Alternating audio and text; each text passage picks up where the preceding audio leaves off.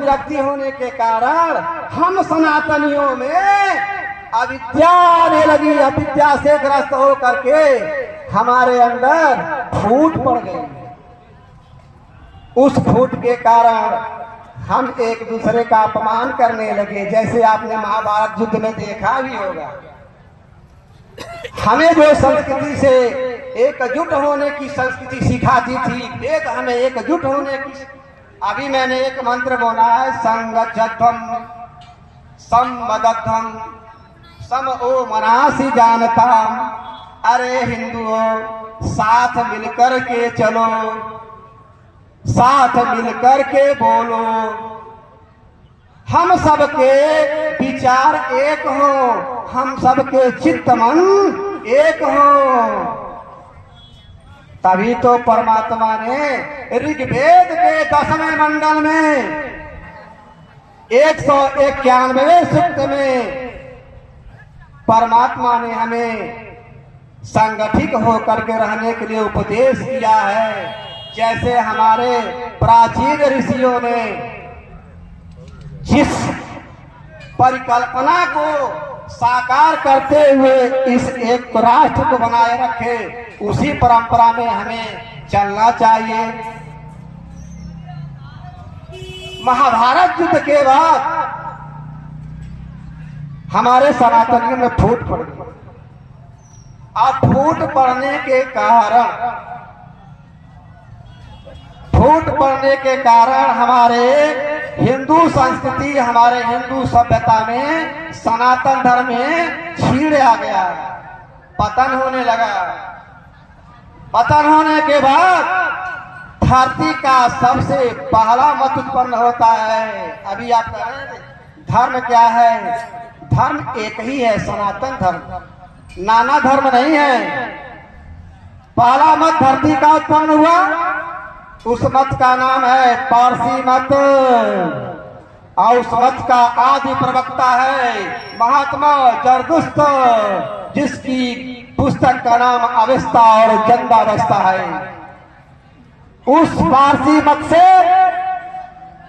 यहूदी मत की उत्पत्ति हुई, उस यहूदी मत से ईसाईयत की उत्पत्ति हुई, और उस ईसाईयत से एक खतरनाक धर्म की उत्पत्ति, मत की उत्पत्ति होती है। यह धर्म नहीं है, मत है। इस्लाम इस धरती पर आया और इस्लाम ने हमारा बहुत नाश किया। अरे हिंदू भाइयों, हमें धर्म को और मत को समझना पड़ेगा। धर्म क्या है और मत क्या है? सनातन धर्म के लिए महर्षि मनु ने धर्म के 10 लक्षण बताए हैं।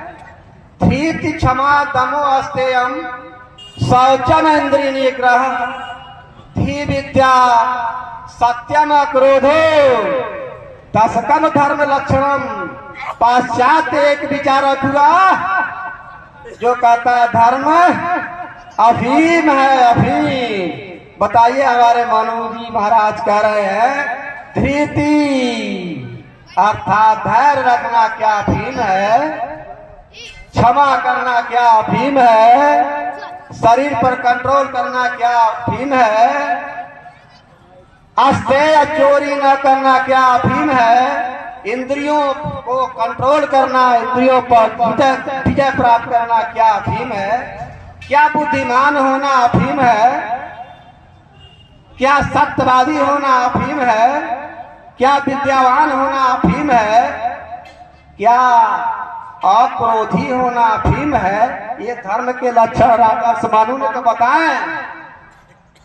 लेकिन एक पाश्चात्य विचार कहता है कि धर्म अफीम है।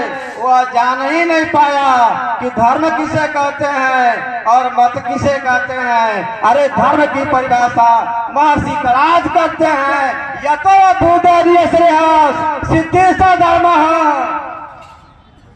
अरे जिस दिन कर्मों से मनुष्य इस संसार में चमक जाता है और मोक्ष पद को प्राप्त कर लेता है, उसको हमारे महर्षि कणाद कर रही है धर्म है।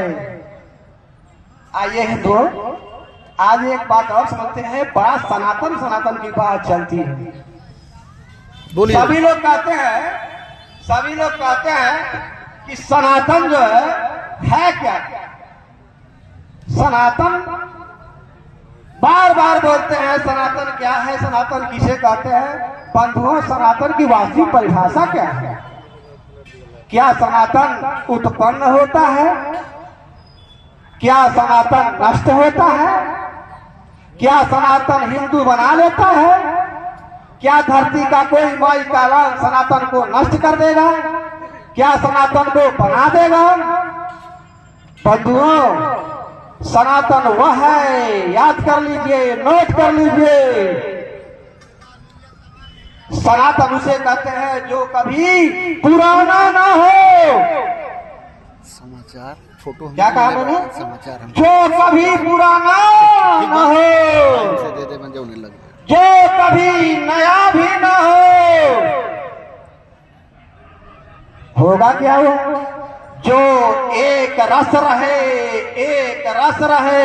जो वर्तमान रहे, जो कभी बनता ना हो, जो कभी नष्ट ना होता हो, जिसका कोई आदि ना हो, जिसका कोई अंत ना हो, वह सनातन है, वह हमारी सनातन संस्कृति है।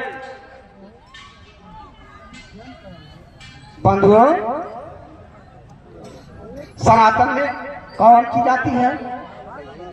सनातन का पहला पॉइंट है परमात्मा। परमात्मा को कोई बनाता है क्या? उसको कोई बनाएगा नहीं और उसको कोई नष्ट भी नहीं करेगा। सनातन का दूसरा पद है जीवात्मा, हम और आप। नैनम छिंदन्ति सत्राणि नैनम दहति पावक। महर्षि हमारे देव कहते हैं, श्री कृष्ण जी कहते हैं कि आत्मा जलती नहीं, आत्मा कटती नहीं, आत्मा मरती नहीं बंधुओं। और तीसरा है प्रकृति। यह सो संसार बना हुआ है, इस संसार का मूल प्रकृति सत्वरजतम की सौम्य अवस्था। इसीलिए तो मैं पहले कह रहा था इनको बुलवाने के लिए। वह मूल प्रकृति, यह तीनों मिल करके सब तो नियम में बना है। सनातन धर्म क्या नियम बना है? यह है सनातन वक्ता मुख्य वक्ता है, ये पहले बोल चले जाएंगे अपने, ये नियम है। कभी